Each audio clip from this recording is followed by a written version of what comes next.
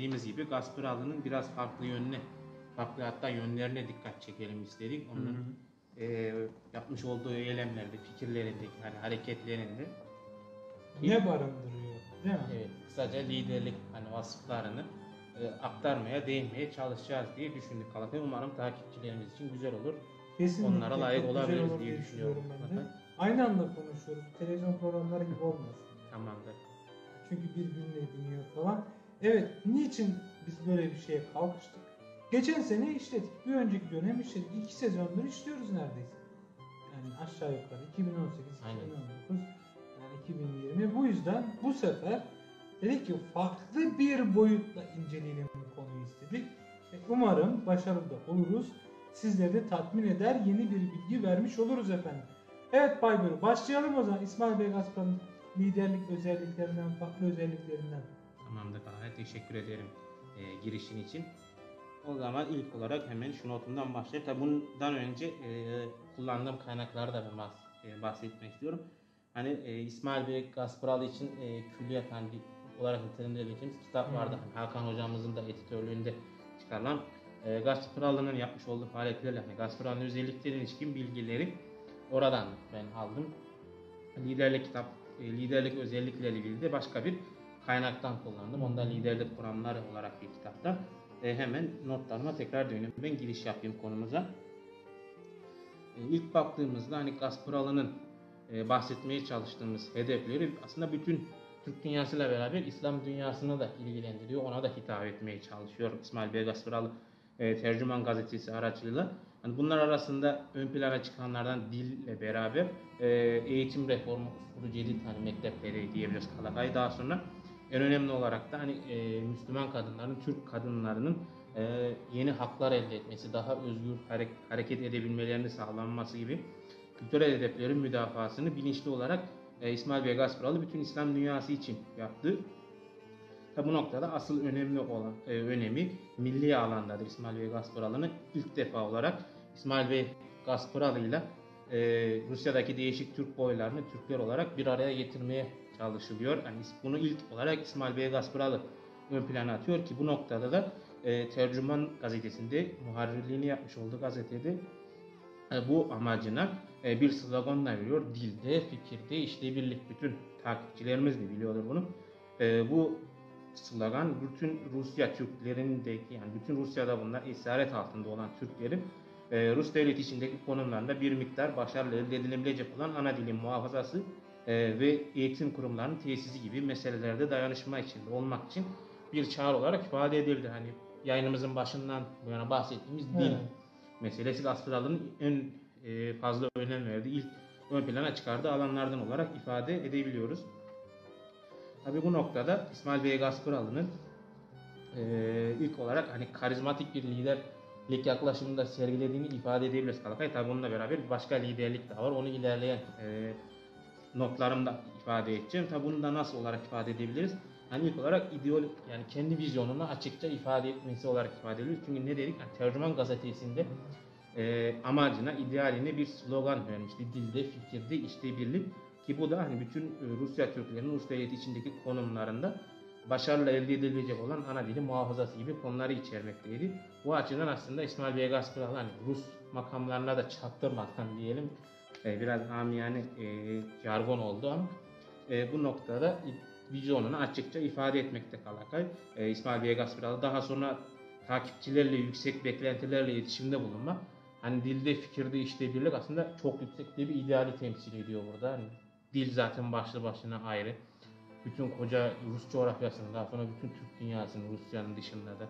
Daha sonra fikir birliği zaten başlı başına herkese. Ve bunun yanında da birlik. Çok üst düzey bir beklentiyi içermekte. Daha sonra kişisel olarak takipçilerine örnek olmasını sayabiliriz yine bu karizmatik liderlik yaklaşımında. Ki bahsetmiştim hani Tercüman gazetesinde İsmail Bey Gasparalı çıkarmış olduğu yazılarla, yaptığı eylemlerle takipçilerini bunu gösteriyordu, hissettiriyordu. Hani bu dil birliğini kendisi bizzat uyguluyordu. Ki bu açıdan kendisi de takipçilerine örnek olan bir davranış sergiliyor. Ve tabii bununla birlikte onların da motivasyonlarını canlandırıyor. Örnek olarak onların da harekete geçmesini, kendi örnek davranışlarını onların da uygulamasını sağlamaya, o noktada motivasyon oluşturmaya çalışıyor İsmail Bey Gasparalı. Tabi İsmail Bey Gasparalı'nın bu noktada birlikten kastı, yani düşüncesindeki birlik oluşmuş, dilde fikirde işte birliği sağlayan toplum, milletin bütün fertleriyle veya büyük çoğunluğuyla aynı fikirde olması, aynı istikamette hareket etmesi değil. Hele İsmail Bey Gasparalı tepeden bir gücün birlik dikte etmesini asla istemiyordu. Onun için önemli olan bu noktada en küçük toplum biriminden en büyüğüne kadar hepsinin ortak müşaviri, yani danışma meclisleri ve karar alma platformlarına sahip olmaları, bunun organlarını oluşturmaları ve bunları müesseselleştirmeleri olarak ifade ediliyor. Bu noktada İsmail Bey Gasparalı'nın liderlik davranışına baktığımızda demokratik liderliği sergilediğini ifade edebiliriz Kalakay. Bu açıdan İsmail Bey Gasparalı tepeden bir gücün birliği dikte etmesini, bütün milleti aynı noktada, aynı istikamette, hepsini affedersin hani böyle sürü gibi gütmesini istemiyor İsmail Bey Gasparalı. Bütün millette en küçük toplum birimler, hani aileden bile ve de en büyük toplum birimine kadar hepsinin ortak danışabilecekleri, tartışabilecekleri müşavire meclislerini oluşturmasını istiyor İsmail Bey Gasparalı. Bu noktada açık, yani açık bir şekilde İsmail Bey Gasparalı'nın demokratik bir lider yaklaşımını sergilediğini görmekteyiz Kalakay. Tabi bu noktada yeni bir toplumsal birliktelikten devam ettiğimizde Gasparalı elbette hitap ettiği o dönemindeki coğrafyada, hani bütün Rusya Türkleri ve Rusya dışındaki diğer Türkler arasındaki, yani zamanında geçirmiş olduğu etnik, yani dini, daha sonra dil, kültürel veya tarihi bağlantıları tamamen farkında. Aradaki hani oluşan farklılıkların da farkında ve bunları da vurgulamakta. Hani farklılık olduğunu da kendisi ifade ediyor. Bunların farkında olduğunu vurguluyor. Ancak İsmail Bey Gasparalı'ya göre yani bu farklılıklar toplumların, hitap ettiği toplumların arasındaki mevcut somut hayat şartlarının ortaklığı en az diğer fıtri ortaklıklara kadar birliği zaruri ve mümkün kılıyordu. Yani bu açıda da şunu söyleyebiliriz İsmail Bey Gasparalı'nın liderlik davranışıyla ilgili. Gene bir karizmatik liderlik yaklaşımını İsmail Bey Gasparalı sergiliyor, ancak bu noktada bir farklılık gösteriyor.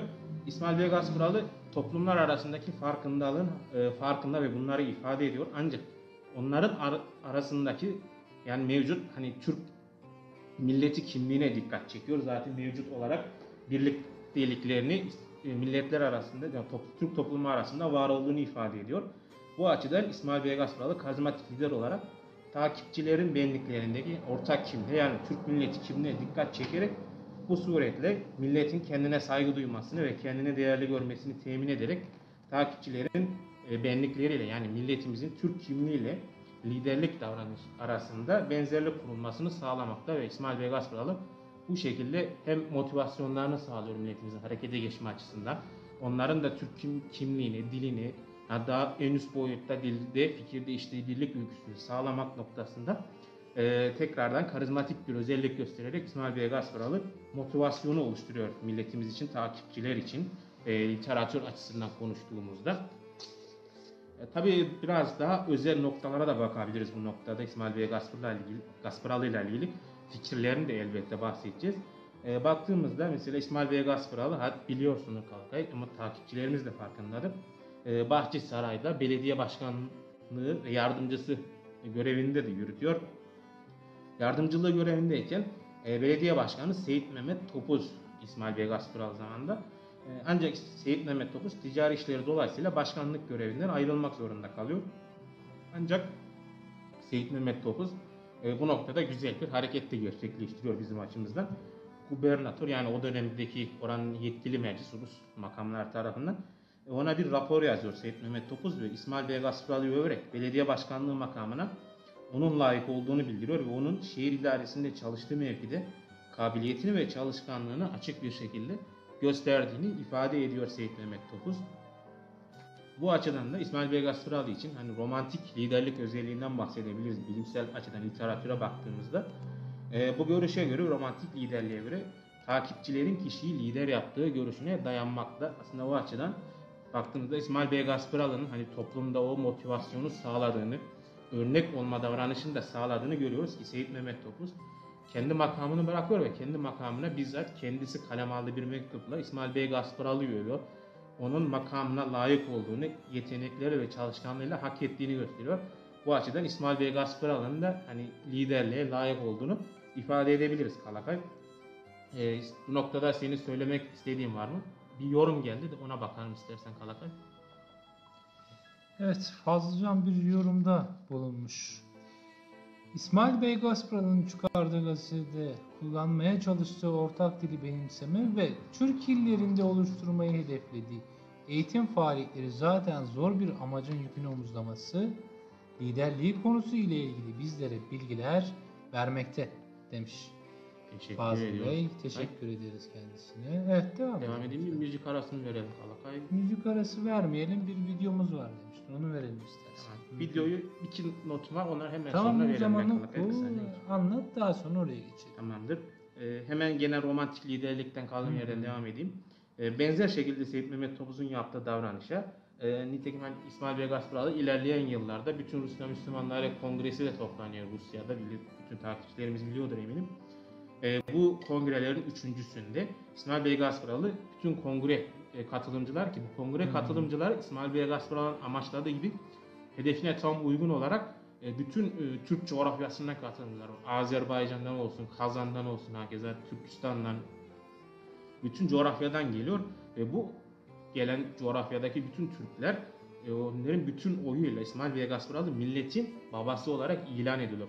Çok önemli bir gelişme. İsmail Bey Gasparalı'nın hani ömrünü adadığı o amacın, idealin aslında bir noktada gerçekleşmiş olduğunun meyvesini de verdiğini görmekteyiz ki İsmail Bey Gasparalı milletin babası olarak ifade ediliyor.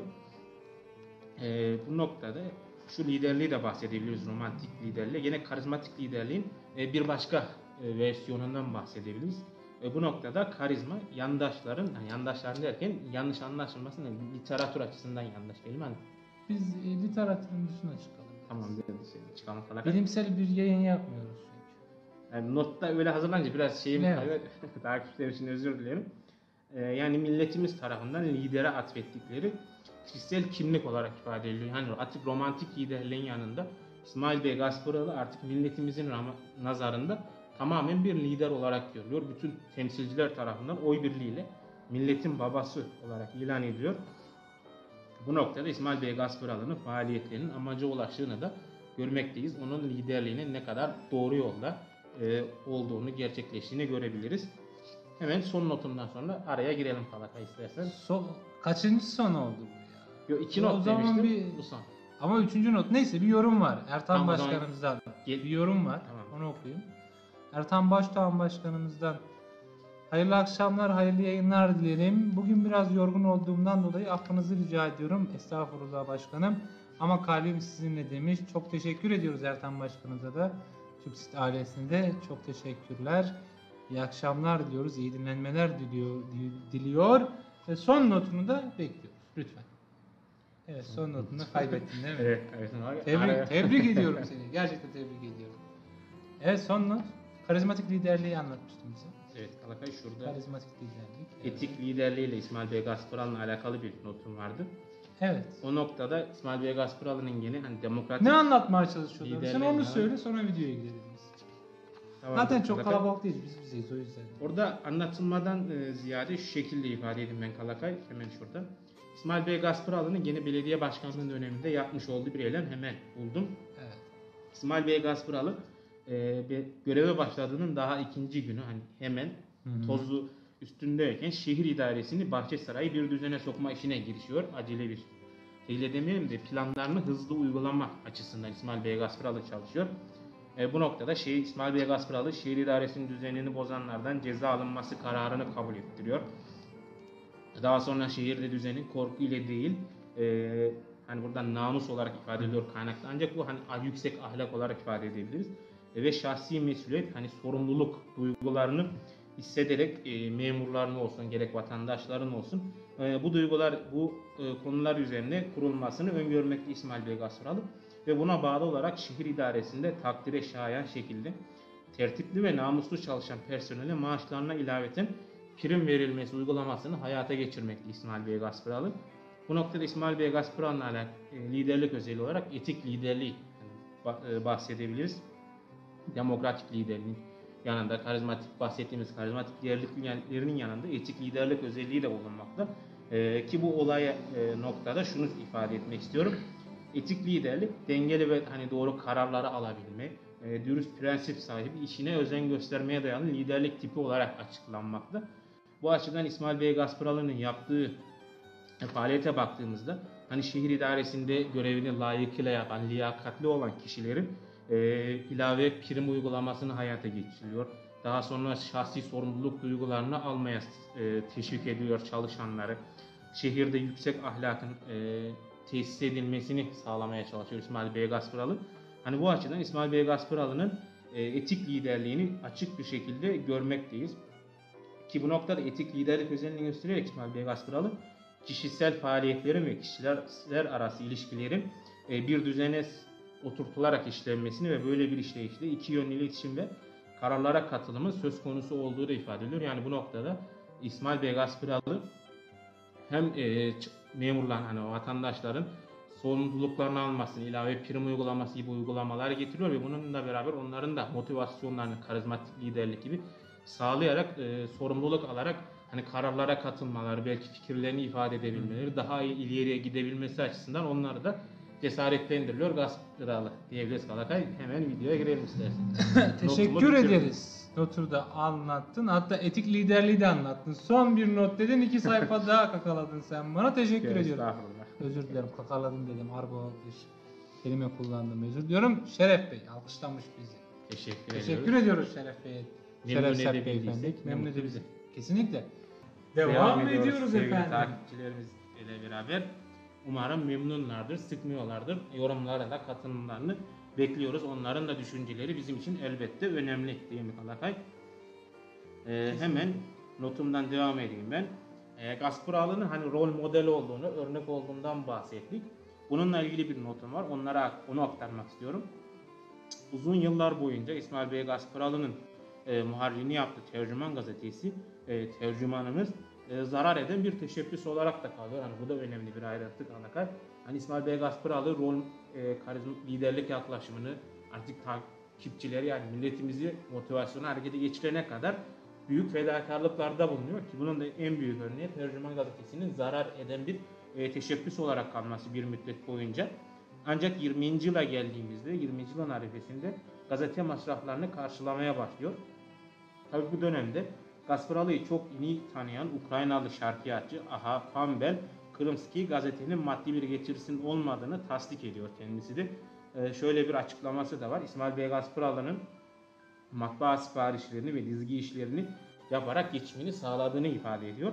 Bu şekilde İsmail Bey Gaspıralı'nın büyük fedakarlıklarıyla 20. asrın başlarında süreli yayınlarla ilgilenen yani artık aydınlanmış hani eğitimin bilimin önemine varmış, farkındalığı oluşmuş bir Tatar milletimizi, Türk milleti okuyucu tabakası oluştu. Bu noktada da gene bir karizmatik liderliğin başka bir versiyonunu açık örnek verebiliriz. Tabi bu da karizmaya atıf kuram olarak ifade edebilirim ben bunu. Bu noktada şu örneği vermek istiyorum ben Kalakay. Tercüman gazetesinin uzun yıllar zarar ettiğini ve İsmail Bey Gaspıralı'nın bizzat kendisinin çalışarak geçimini sağladığını ifade ettik. Bu noktada karizmatik liderlik yaklaşımını gösterenler kişisel risk alma davranışını da göstermekte. Örnek gördüğümüz üzere organizasyon uğruna yani idealler uğruna yüksek kişisel büyük riskler alınır. Sık sık organizasyon adına kişisel riskler alınarak takipçilere yine örnek olur. Onların motivasyonları sağlanır. Bu noktada İsmail Bey Gaspıralı'nın hani bazı böyle hayalperest hani kelimeler olur ya Kalakay işte bunu yapacağız da şunu yapacağız, uçacağız, kaçacağız gibi.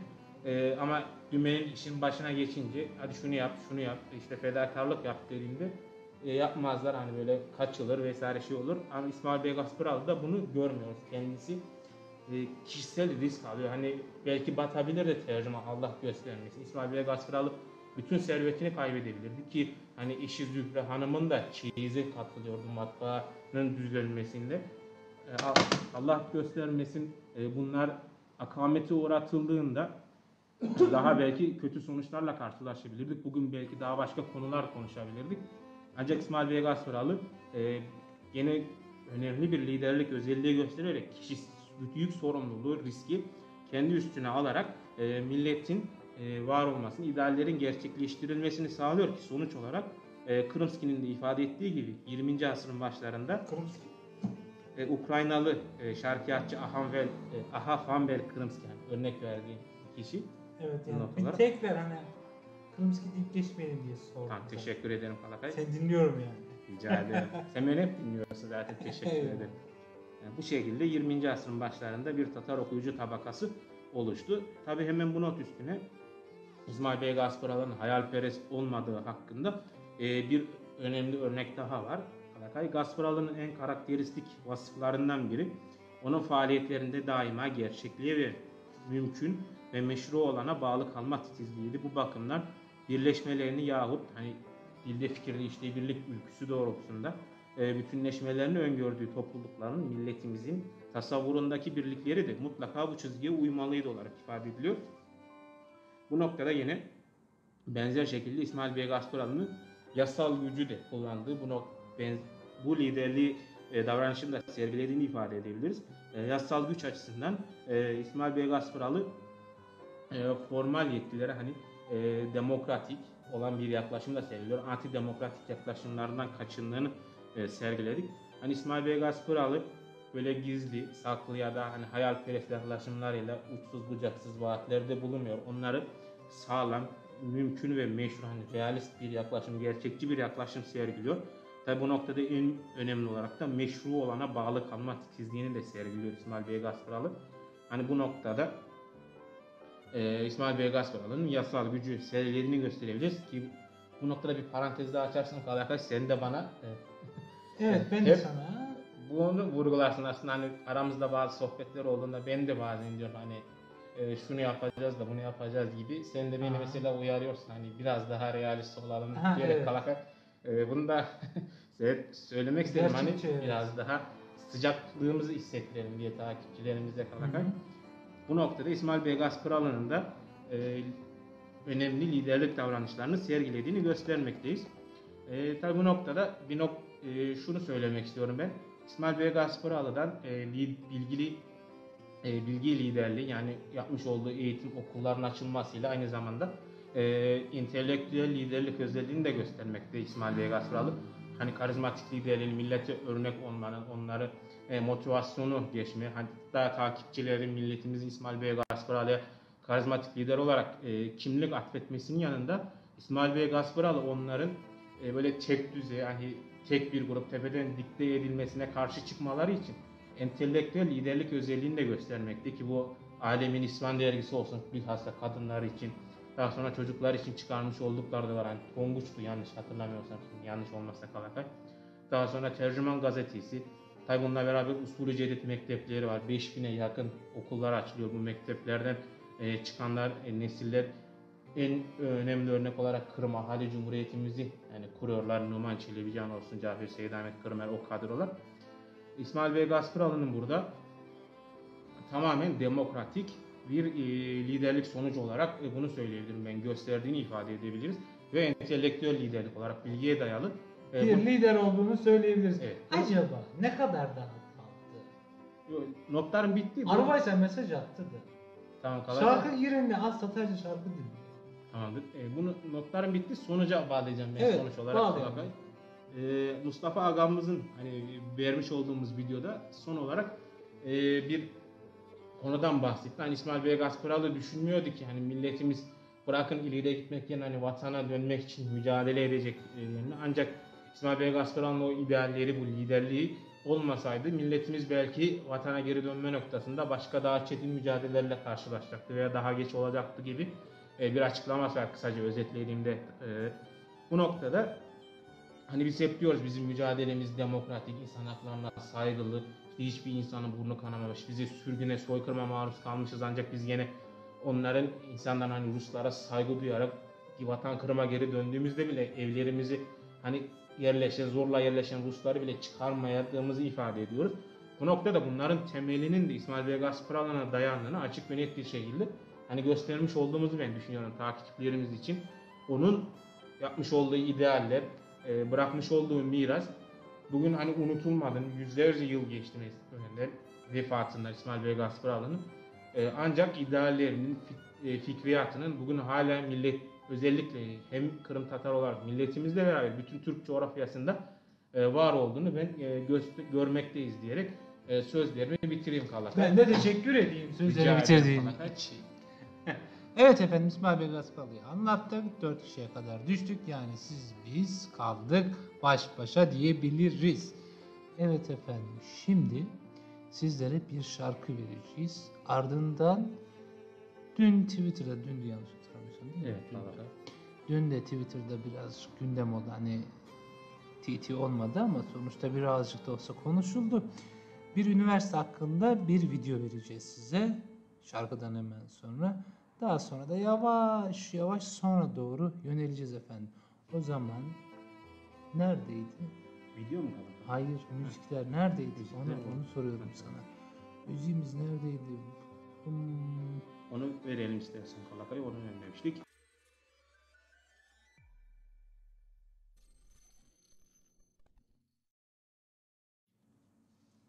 Evet efendim, kaldığımız yerden devam ediyoruz. Hemen yorum var, yorumla birlikte devam edelim. Geçen seneki yayınınızda da bahsetmiştiniz bu konudan. Gerçekten de İsmail Bey Gaspalı adını taşıyan bir üniversitenin olması gerekmekte ve hatta geç kalınmıştır diyor Fazılcan Beyefendi. Teşekkür ediyoruz biz de kendisine ve ayrıca şunu da söylemek gerekir ki haklı. Fazıl Bey de haklı. Geçen sene biz de bahsetmiştik. Çok fazla uzatmayalım bugün yayınımızı. Malum işte Covid-19 var. Eve gidelim, dersimizi çalışalım. Yaş kaç Evet. olmuş hala ders çalışıyoruz Evet. falan. Eğitim. Eğitim Aşkımı şart. diyorum. Eğitim şart. Göndermedik. İsmail Bey Gaspalı'dan Evet. bahsetmişken. Kesinlikle. Evet efendim, İsmail Bey Gaspalı Üniversitesi hakkında dün Zafer Agamız bir tweet atmıştı. Onun üzerine birkaç büyüğümüz de birkaç dost da şey yapmıştı. Destek mesajları Destek etmedi. mesajı Görüşlerini vermiş. belirtmişler. Görüşlerini belirtmiş. Belirtmişlerdi. Yahu sen lafa girince karışıyor kelimelerin. Ayıp biraz- ya. Ayıp ama Bilmiyorum, yapma Kala- böyle. Kala- Evet şimdi hemen bulacağım. Bulamadım. Bulursun bence. Arıyorum. Tabacakman. Taparsın. Dıdıdıdın. Taptım Buldum. bile. Taptım. 2 gün önce diyor yalnız. 24 Eylül'de paylaşmış. Evet 24 Eylül'de paylaşması gayet doğal. Ölüm tarihi 24 Eylül'de. Vefat yıl dönümümüzde. Ya vallahi billahi hadi. Ben dalganım, sen benden de dalgansın. Neyse. Dillerde söylenip durur. Dilde, fikirde işte birlik. Türk dünyasında adını taşıyan bir üniversite bile yok. Kırım'da vardı böyle bir plan. Ne yazık ki 2014'te işgal edildi vatan. Mezarın Zincirli Medrese Bahçesaray işgal altında. Maalesef zihinler Rus, Çin, ABD ve benzeri işgalinde. Zafer Karatayaga'mız böyle bir şey paylaşmış. Evet efendim, gerçekten de bir üniversitenin olması iyi olur. 2019 yılında bir merkez kurulmuştu. İsmail Bey Gaspalı ile alakalı. Hemen onun hakkında da bir ufak bilgi verelim. İsmail Gaspalı Uygulama ve Araştırma Merkezi kuruldu. Nerede? Osman Gazi Üniversitesi'nde. Malum Eskişehir'de. Yani zaten orada çekip gördünüz mü tatarsınız diye söylenirdi mesela. Evet efendim. İsmail Bey Gaspalı Üniversitesi en azından bir okula adının verilmesi. Okul derken hani böyle ilkokul, ortaokul, lise değil tabii ki. Akademik Bir üniversite, anlamda. akademik anlamda bir üniversiteye verilmesi şahane bir şey olur. Ve hatta maalesef parantez açarak şunu söylemek gerekiyor. Çok fazla üniversite var ama bir üniversite kurulsaydı eğer çok güzel olurdu. Ve sosyal bilimlerde aktif olan, daha çok o alanda çalışan bir üniversite olsaydı belki de önemli katkılarda da bulunabilirdi diye düşünüyoruz. Çok fazla konuşmayacağız bu hususta. Niçin? Zaten konuştuk. Zaten herkes konuşuyor. Keşke olsa diyoruz efendim.